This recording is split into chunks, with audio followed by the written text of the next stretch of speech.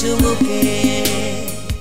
সুপ্রিয় দর্শক, আজকে আমাদের মাঝে উপস্থিত রয়েছেন সহযোগী অধ্যাপক gynae and obs department, central medical college Comilla, Justin Akter Mili. শুভ সকাল, কেমন আছেন? আলহামদুলিল্লাহ, ভালো আছি। আচ্ছা, আমরা জানি যে আমাদের আজকের যে টপিকটা সেটা খুব সেন্সিটিভ একটি টপিক এবং প্রত্যেকটা মেয়ের জন্য তার জীবনে একটা সময় আসে, এই সময়টা যেটা হচ্ছে প্রেগন্যান্সি। এবং প্রেগন্যান্সির এই সময়টাতে দেখা যায় মেয়েদের অনেক ধরনের সমস্যা হয়। সো সেসব সমস্যা নিয়ে এবং করণীয় নিয়ে আমরা আলোচনা করব আজকে। তো শুরুতেই যে বিষয়টি জানতে চাই সেটি হচ্ছে গর্ভাবস্থায় আসলে কি কি করণীয় আছে মেয়েদের? আমাদের শুরু করতে হবে প্রেগন্যান্সির আগে থেকে। আমরা কয়েকটা ভাগে ভাগ করে নিই। গর্ভের আগে থেকে সে যদি আসে, এটা খুবই জরুরি। আমি বারবারও বলি আমার সব পেশেন্টদেরকে যে আগে থেকে যদি আসে খুবই ভালো হয়। তাদেরকে আমরা একটা গ্রুপে ভাগ করে ফেলতে পারি যে কোনটা নর্মাল প্রেগন্যান্সি, কোনটা হাই রিস্ক প্রেগন্যান্সি।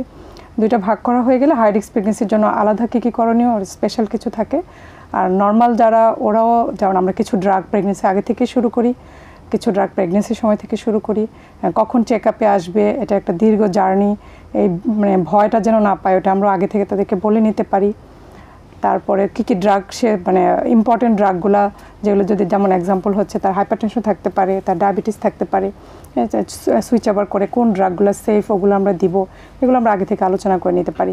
সে কীভাবে চলবে, তার এক্সারসাইজ কী হবে, তার ডায়েটটা কেমন হবে, কোন খাবারগুলো খাবে, কোনটা খাবে না, সব কিছু একটা আলোচনা হয়ে যায়। এবং প্রেগনেন্সিতে সে কতদিন পর্যন্ত কীভাবে চেক আপে আসবে, সব কিছু নিয়ে আলোচনা করে তারপরে সে প্রেগনেন্সিতে যাবে। এবং এই সময়টাতে আর কি কি ধরনের প্রবলেম হতে পারে মেয়েদের? প্রেগনেন্সির এটা আমরা কয়েক ভাগে যদি ভাগ করি, 3টা ধাপে ভাগ করি। ফার্স্ট ট্রাইমাস্টার, প্রথম 3 মাস, যেটা ইউজুয়ালি যে প্রবলেমগুলো হয় সব মারাই সবাই এটা ফেস করে। যেমন তার খুব দুর্বলতা লাগা, ভমিটিংয়ের টেন্ডেন্সি হওয়া বা বমি হওয়া, এবং অনেক ক্ষেত্রে দেখা যায় অনেক বেশি বমি হয়, এটাকে আমরা হাইপারমেসিস ভমিটিং বলি। তারপরে হচ্ছে গিয়ে খুব কমন একটা যেমন কোষ্ঠকাঠিন্য খুব বেশি হয়। তারপর প্রস্রাবে ইনফেকশন, ইউটিআই খুব কমন প্রেগনেন্সিতে হয়। তারপরে খুব মাথা ঘোরানো। তারপর দেখা এগুলো হচ্ছে নর্মাল ফিজিওলজিক্যাল। অ্যাবনর্মালও কিছু হতে পারে, যেমন হচ্ছে তার হঠাৎ করে হাই প্রেশার হতে পারে, প্রেগনেন্সি রিলেটেড হাইপারটেনশন বলি ওটাকে, প্রিএক্লাম্পসিয়া, জেস্টেশনাল হাইপারটেনশন, বা ডায়াবেটিস হতে পারে, pregnancy related diabetes, gestational diabetes বলি ওটাকে, এগুলো হতে পারে। ইপিলেপসি যদি আগে থেকে থাকে, সেটা ইপিলেপসির অ্যাটাকটা প্রেগনেন্সিতে বেড়ে যায়।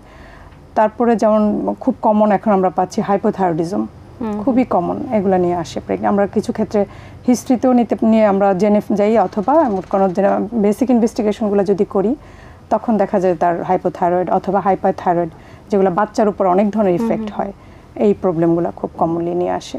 আচ্ছা, কোন প্রবলেমের জন্য কি কি ট্রিটমেন্ট রয়েছে?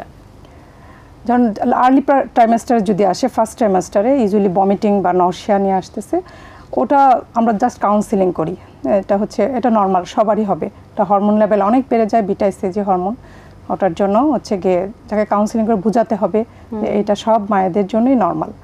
তারপরও তাকে হচ্ছে গিয়ে খাবারগুলো, যেমন সকালবেলা উঠেই এটা মর্নিংয়ে বেশি হয়, এই জন্য আমরা এটাকে মর্নিং সিকনেস বলি। তো ও ক্ষেত্রে হচ্ছে সে খাবারটাকে সকালবেলা একটু অ্যাভয়েড করবে, যে আমি ডায়েটটা, তার নাস্তাটা একটু দেরি করে খাওয়া, দেন মর্নিংয়ে একটু ড্রাই ফ্রুটস, ড্রাই খাবার, যেমন বিস্কিট, চিরা, মুড়ি, টোস্ট, বিস্কিট, এগুলো খেতে পারে। তারপর আস্তে আস্তে ভমিটিং টেন্ডেন্সিটা কমে যাবে। দুপুর বা বিকেলবেলা সে খাবারটাকে, যে তার যে ডেইলি মিলটা, সেটাকে সে ফ্র্যাকশন করে ডেইলি 4-5টা মিল করে আস্তে আস্তে খাবে। তাহলে আস্তে আস্তে ভমিটিং টেন্ডেন্সিটা প্রথম 3 মাস পরে কমে যাবে। তারপরেও যদি না কমে, সেক্ষেত্রে আমরা কিছু ড্রাগ, সেফ ড্রাগ যেগুলো অ্যান্টিএমিটিক ড্রাগ পাওয়া যায় মার্কেটে, ওগুলো আমরা তাকে প্রেসক্রাইব করি। তারপর যেমন কোষ্ঠকাঠিন্য, ওটার জন্য আমরা অ্যাডভাইস করি একটু পানি বেশি খাওয়ার জন্য। প্রেগনেন্সিতে একটু কোষ্ঠকাঠিন্য বেশি হয়, একটা প্রজেস্টেরন হরমোনের জন্য। সেক্ষেত্রেও আমরা তাকে বলি যে আপনার ডায়েটের মধ্যে একটু পানি বেশি খাবে, তারপর ফাইবার জাতীয় খাবার, এগুলো একটু বেশি বেশি করে খেতে হবে। সেক্ষেত্রে অনেকে দেখা যাচ্ছে 4 দিন 5 দিনও তার পায়খানা হচ্ছে না, বাথরুম হচ্ছে না, খুবই কমন প্রবলেম নিয়ে আসে। সেক্ষেত্রে এগুলা দিয়েও যদি ইসবগুলি বুসিটা খেতে পারে, ফাইবার জাতীয় বিভিন্ন ধরনের পাউডার মার্কেটে পাওয়া যায়, ওগুলা সে নিতে পারে। ওগুলা দিয়েও যদি না হয়, তখন কিছু ড্রাগে যাই। কিন্তু কোনো ড্রাগই সে কোনো আমাদের গাইনোকোলজিস্ট বা কোনো ডাক্তারের পরামর্শ ছাড়া প্রেগনেন্সিতে সে নিবে না। কারণ বিকজ এক একজনের হেলথ কন্ডিশন কিন্তু এক এক রকমের হয়, সো সেটা পরীক্ষা নিরীক্ষা করার পরেই আই থিঙ্ক খাবার খাওয়াটা ফিজিওলজিক্যাল প্রবলেমগুলো ইউজুয়ালি এগুলা দিয়ে হয়ে যায়। রাইট। এবং অনেকে আছেন যারা হয়তোবা জীবনের অনেক বেশি স্ট্রাগলিং পয়েন্ট কিংবা অনেক সময় অনেক বিষয় নিয়ে কিন্তু লেট ম্যারেজ করেন, সেদের ক্ষেত্রে কিন্তু প্রেগন্যান্সিতে অনেক বেশি প্রবলেম হয়। তাদের উদ্দেশ্যে কি বলার থাকবে, এবং একটা মেয়ের জন্য আসলে কত বয়স থেকে কত বয়সের মধ্যে আসলে গর্ভধারণ করা উচিত, বা অ্যাপ্রোপ্রিয়েট একটা টাইম থাকে মেয়েদের জন্য, একটা সময় পার হয়ে গেলেও প্রবলেম হয়, তো আসলে সেই টাইমটা কত সময়ের জন্য, কোন বছর থেকে কত বছর? আমাদের তো রিপ্রোডাক্টিভ এজ ইউজুয়ালি 22-20 থেকেও যদি আমরা ধরি 18-20 থেকে ইউজুয়ালি আমাদের দেশের জন্য 30 ইয়ার্স 30 ইয়ার্স পর্যন্ত রিপ্রোডাক্টিভ এজ ফ্যামিলি কমপ্লিট করে ফেলাটা উচিত। তারপরেও আমরা এখন যেভাবে মেয়েরা পড়াশোনার দিকে যাচ্ছে, একটু লেট ম্যারেজের দিকে চলে যাচ্ছে, সেক্ষেত্রে অনেকগুলো প্রবলেম হয়। যদিও লেট ম্যারেজ করলেও সেখানেও আর্লি তাড়াতাড়ি একটু বাচ্চা নিয়ে নিতে হবে, এবং সেখানে একটা যে প্রি কনসেপশন কাউন্সিলিং সেটা খুবই ইম্পর্টেন্ট, সে আগে থেকে আসবে। বিভিন্ন ধরনের দেখা যায় যে ডাউন সিনড্রোম যত 30-র পরে যত যাবে ডাউন সিনড্রোম হওয়ার চান্স থাকে, একটু যে হাবাগুবা বাচ্চা দেখা যায়, এগুলো চলে আসে 30-40-র পরে অনেক বেশি চান্স। 1:25, 30-র পরে 1:250, মানে 250 জনের মধ্যে একজন, যেটা 40-র পরে চলে যাবে 25 জনের মধ্যে একজন। এই 25 জনের মধ্যে একটা বাচ্চা ডাউন সিনড্রোম হওয়া মানে ওই মাটার জন্য অনেক কষ্ট। সুতরাং আগে থেকে প্রি কনসেপশন কাউন্সিলিং নিয়ে কিছু ড্রাগ যদি নিয়ে তারপরে নেওয়াটা, তারপর প্রেগনেন্সিতে আসলে কিছু স্ক্রিনিং টেস্ট করি যে তার ও ধরনের কোনো ডিজিজ আছে কিনা। আচ্ছা, এবং আরো একটি বিষয় যেটা নোটিস করা যায়, মেয়ে বাচ্চাদেরকে একটু অন্যভাবে অনেক সময় এখনো অনেক গ্রাম অঞ্চলে দেখা যায় যে, বা অনেক জায়গায় হতে পারে যে মেয়েদেরকে একটু অন্যভাবে গ্রহণ করে, ছেলেদের আশাটাই বেশি থাকে সন্তানের ক্ষেত্রে। সো এই কারণে কিন্তু একটা সময় দেখা গেছে অনেক মেয়ে বাচ্চা কিন্তু আসলে রাখা হয় নাই। সো সেই জায়গা থেকে এখন পরিবর্তনটা কেমন দেখছেন? এবং সেই সাথে আরেকটা প্রশ্ন করতে চাই যে, একটা সময় দেখা গেছে যে আমরা জানতাম যে একবার যখন আসলে সি সেকশন করা হয় তারপর হয়তোবা কখনো নর্মাল ডেলিভারি হয় না, কিন্তু এখন কিন্তু আসলে চিকিৎসার ক্ষেত্রে অনেক উন্নতি হয়েছে, এবং সি সেকশনের পরও কিন্তু এখন আসলে নর্মাল ডেলিভারি সম্ভব হচ্ছে। সো এই যে অগ্রগতি এবং চিকিৎসা খাতে আসলে আমরা বাংলাদেশে যারা আসলে আছি তাদের জন্য, যারা আসলে এই প্রেগন্যান্সির সময়টাতে একটু নার্ভাসই থাকেন যে আমার কি হবে বা কি হতে পারে, সো এইসব নিয়ে যদি একটু আমাদেরকে ডিটেলসে বলতেন। খুব ইম্পর্টেন্ট কোশ্চেন, এটা খুবই ইম্পর্টেন্ট।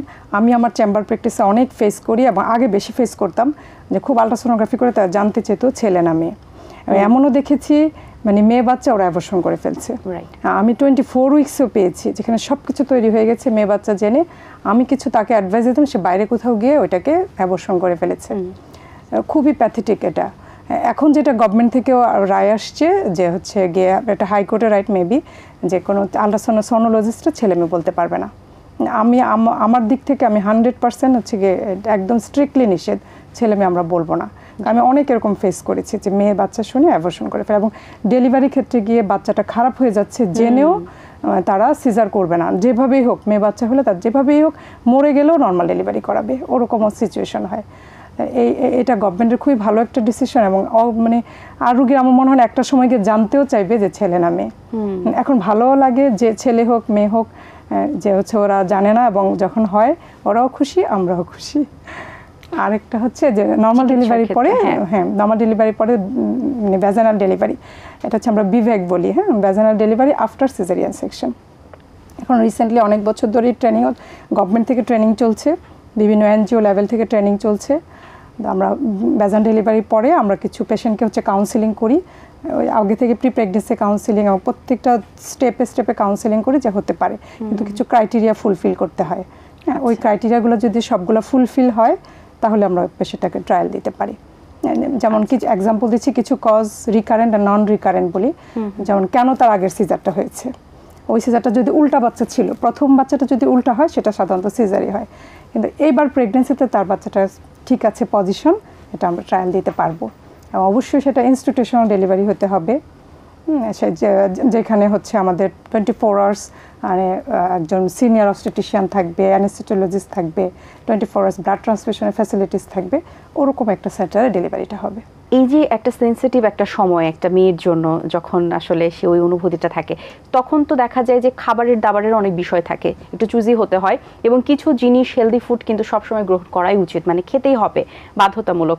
অনেকের কিন্তু আসলে আর্থিকভাবে অনেকে সচ্ছল হন না, ওই সময়টাতে হয়তো বা ওইভাবে মেনটেন করতে পারেন না, বাট কিছু যেগুলো একটু সাধ্যের মধ্যে, যেহেতু আপনি অ্যাজ এ ডক্টর আপনার কাছে অনেক পেশেন্ট আসে, সো অনেকের হয়তো বা সচ্ছলতার অবস্থা এক একজনের এক এক রকম হয়, কিন্তু ওভারঅল আসলে কোন জিনিসটা আপনি সাজেস্ট করেন যে এটা আসলে তার জন্য ভালো? খুবই ইম্পর্টেন্ট কোশ্চেন এটা। খাবারটা সবাই এটা জানতে চায়, অনেকে আসে কি কি খাবে, মানে আমার জন্য আঙ্গুর কমলা খেলে খুব ভালো হবে বাচ্চা, ওরকম কিছু না আসলে। সুস্থ মানে সুস্থ বাচ্চা আমরা চাই, সুস্থ মা সুস্থ বাচ্চা। মাটাও ভালো থাকতে হবে, খাবারটা হবে নিউট্রিশিয়াস ফুড, যেখানে protein, carbohydrate, fat, vegetables, minerals সবকিছু পর্যাপ্ত পরিমাণ থাকবে, ব্যালেন্স ডায়েট থাকবে। এবং প্রোটিনটাকে একটু হাইলাইট করি, প্রোটিন থাকবে। আমাদের দেশে তো মাশাআল্লাহ আল্লাহর রহমতে সব কিছুই পাওয়া যায়, মুরগি, মাংস, ডিম সব পাওয়া যাচ্ছে, এবং এটা অ্যাভেলেবল আমাদের সবার সাধ্যের মধ্যে। মাছ হয়তো অনেক দামি মাছ পাচ্ছি না, কিন্তু যে মাছটা পাচ্ছি এটা দিয়ে আমাদের প্রোটিনের কাভার হয়ে যাচ্ছে। আর ভেজিটেবলস তো আল্লাহর রহমতে সবই পাওয়া যায়, সবাই যার আশেপাশেও যদি করে ওইটা দিয়েও কাভার হয়ে যাবে। তা খুব বেশি যে আঙ্গুর আপেল খেতে হবে তা না, আমাদের আশেপাশে যা আছে ওটাকে যদি আমরা ভাগ করে নিই, সব খাবারটাই আমরা হচ্ছে গিয়ে পর্যাপ্ত পরিমাণ খাবে সে, মানে প্রতিদিন এক মুষ্টি করে খাবার বেশি খাবে, এভাবেই আমরা হচ্ছে বলে দিই, তার নিউট্রিশনের ঘাটতিটা যাতে না থাকে আর কি। আচ্ছা, এবং ফিজিক্যাল এক্সারসাইজ কতটুকু করতে পারবে এবং কতটুকু সময় তার করা উচিত? হ্যাঁ, এক্সারসাইজ হচ্ছে ফার্স্টে আমরা একটু অত বেশি এক্সারসাইজের কথা বলি না, ফার্স্ট এবং লাস্টের 1 মান্থ, মানে কত মাস পর্যন্ত আসলে সে একটু হয় না 30 মিনিটস একটু হাঁটাটা ভালো, সেটা কত মাস পর্যন্ত হাঁটা হচ্ছে বেস্ট এক্সারসাইজ প্রেগন্যান্সিতে। হাঁটবে সে 30 মিনিটস, আমরা বলি 150 মিনিটস পার উইক ওভাবে, অথবা অ্যাটলিস্ট 30 মিনিট পার ডে। সেটা সে যদি একবারে নাও পারে সে ফ্র্যাকশন করে 3 বার হলেও হাঁটবে। যেমন খাওয়ার পরে সাথে সাথে শুয়ে পড়বে না, আমি যেটা বলে দিই, আপনারা 3 বেলা খাবার পরে 10 থেকে 15 মিনিট হাঁটেন, তারপরে গিয়ে শোবেন, তাহলে তার অ্যাসিডিটিটা, হার্টবার্নটা একটু কম হয়। তাহলে সে ওই টাইমটাও যদি হাঁটে তাহলে হবে। অনেকে বলবে আমি বাসার অনেক কাজ করি, আমার হাঁটতে হয় না, ওটা না, ও নির্দিষ্ট করে একটা নির্দিষ্ট নিয়ম করে হাঁটবে। আচ্ছা, অসংখ্য ধন্যবাদ আপনাকে, অনেক গুরুত্বপূর্ণ কিছু কথা বলেছেন। আশা করছি দর্শকদের ভালো কিছু ইনফরমেশন তারা পেয়েছে এবং তাদের ভালো লেগেছে। অনেক শুভকামনা রইল আপনার জন্য, ভালো থাকবেন সব সময়, দেখা হবে আবার। ভালো, খুব ভালো লেগেছে প্রোগ্রামে এসে, আপনারা ভালো থাকবেন। দর্শক, আশা করছি আজকের আয়োজন আপনাদের ভালো লেগেছে। আজ এই পর্যন্তই, আপনাদের সঙ্গে দেখা হবে আগামী পর্বে নতুন কারোর সঙ্গে। সেই পর্যন্ত ভালো থাকুন, সুস্থ থাকুন এবং এটিএন বাংলার সাথেই থাকুন। আল্লাহ হাফেজ। দিন আসে দিন যায়, সময়টা চলে যায়, তবু আছি এই বেশ ভালো। জীবনটা রঙময়, যেভাবেই হওয়া চাই, নয় কবু সাদা কালো। এই আশাতে স্বপ্ন ভাসে, সুখ হাসে চোখে মুখে, চায়ের চুমুকে।